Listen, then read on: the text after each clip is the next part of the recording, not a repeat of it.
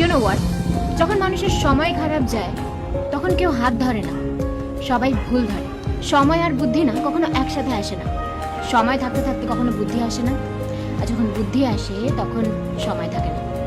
আর যাদের এই দুটো একসাথে আসে তারা খুবই লাকি। লোকে আমাদের সাথে যেরকম ব্যবহার করে, আমরা যদি সেই ব্যবহারটাই তাদের রিটার্ন দিই, তারা সেটা হজম করতে পারে না।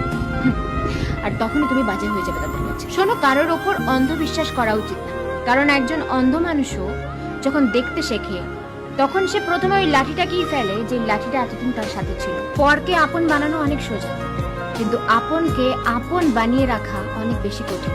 ধার সবসময় বুঝে শুনে দেওয়া উচিত, কারণ যে ধার চায় সে মাত্র একবারই চায়, কিন্তু যে ধার দেয় তাকে বারবার চাইতে হয়। যতক্ষণ চুপ থাকবে লোকে বোকা ভাববে, যেই মুখ খুলবে লোকে সহ্য হবে না।